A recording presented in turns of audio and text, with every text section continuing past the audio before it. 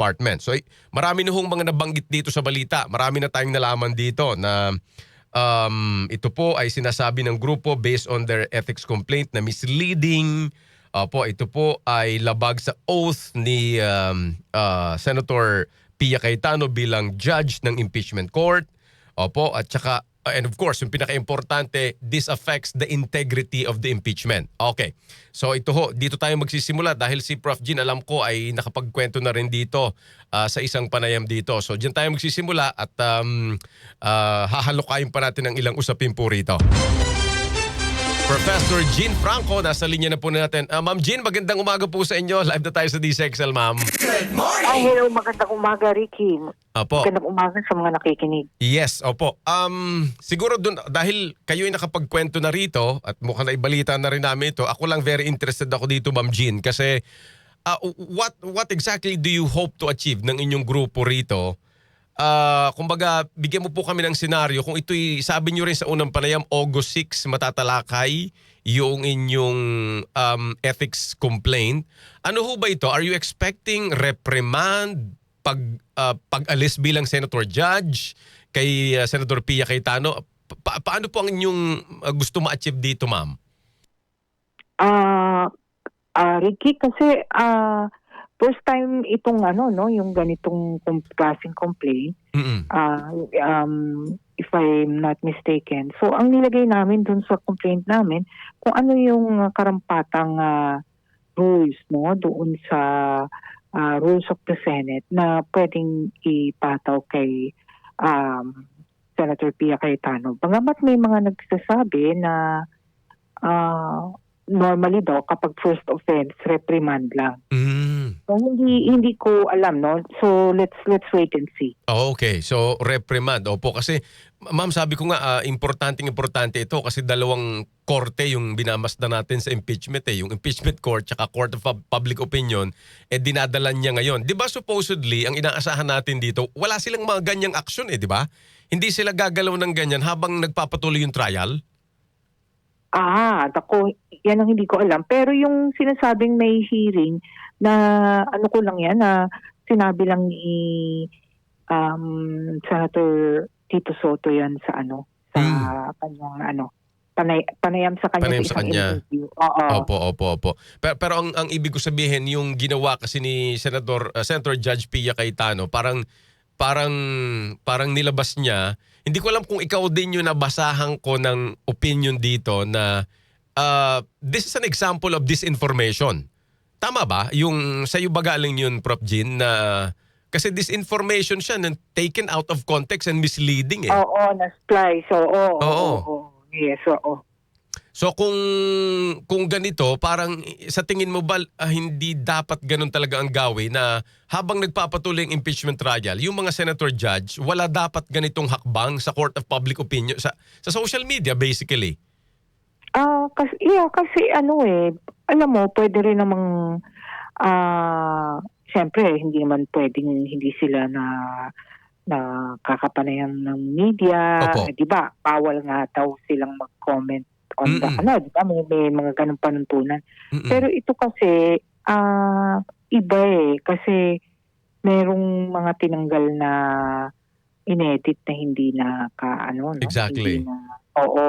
Hindi naman totoo andun sa actual na panayam na usapan nila. At saka recorded kasi ito documented ito sa Senate, 'di ba? Lahat naman ang nagaganap sa floor. Yeah. Lahat 'yun may documentation. So kung hindi siya faithful sa documentation, medyo nakakabahala. Opo. At saka klaro pinag-usapan na rin naman yung mga bias.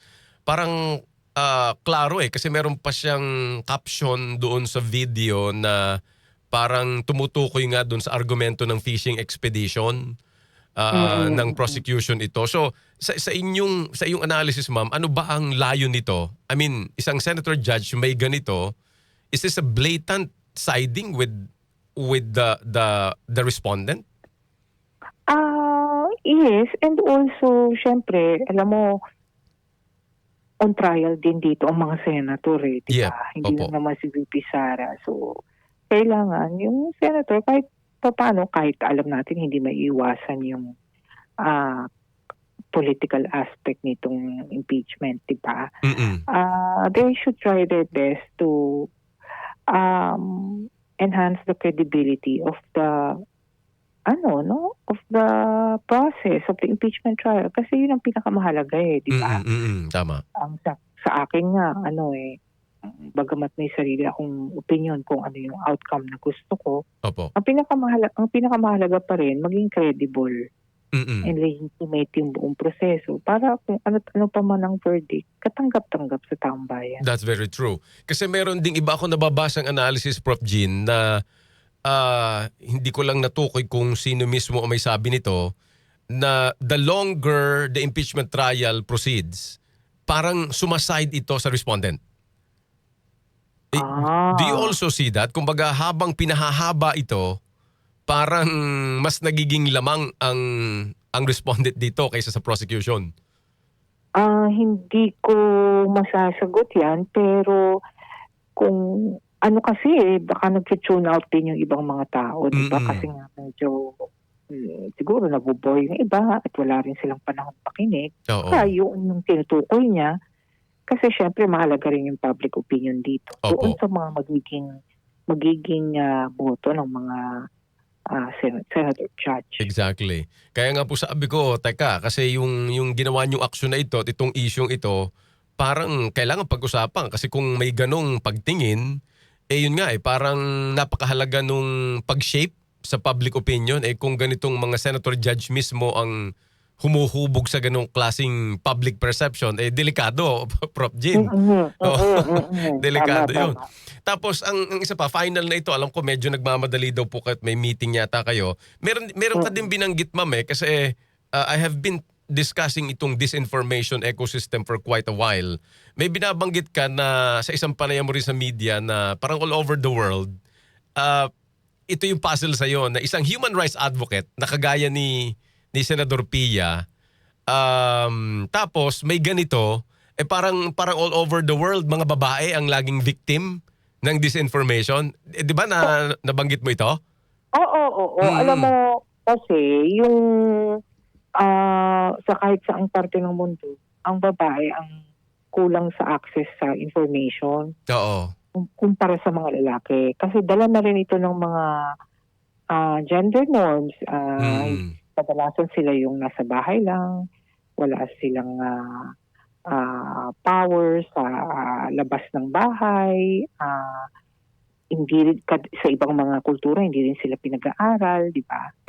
So yun yung isang sitwasyon kung bakit talagang ang disinformation hindi dapat mananatili. Oo, and yet in this case, parang isang babae pa na senator judge, na human rights advocate, apparently, at yun yung ating pagtingin, medyo nagpapakalat ng disinformation. So talagang delikado, Prof? Oo. Siyempre, hindi naman ordinaryong tao o ordinaryong vlogger si Senator Judge Pia Cayetano. Mataas yung expectation natin. Kaya nakakabahala, siyempre. Opo.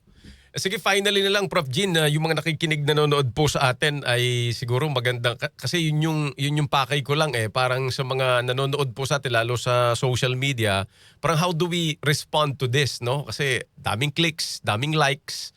Paano ba natin ito parang titimbangin pag tayo po ay tumutunghay sa mga ganitong klaseng information, Prof. Jean?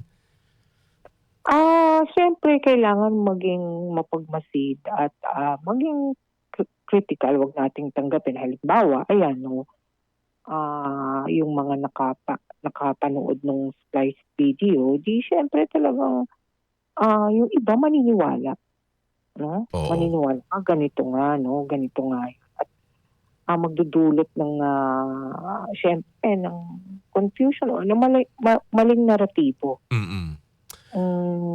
So, actually unfair din kay Representative Jokno ito, di ba?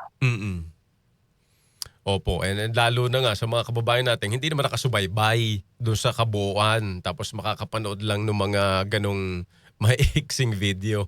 Anyway, Oo. oo. Mm. Talaga namang mahirap po ito at kailangang medyo talagang pinag-uusapan din. Anyway, Prof. Jin, salamat sa panahon mo po and we'll be waiting kung ano magiging desisyon po rito ng Ethics Committee ng Senado, ma'am. Thank you po. Maraming salamat. Maraming salamat din sa mga nakikinig. Thank you. Thank you po. Professor Jin Encinas from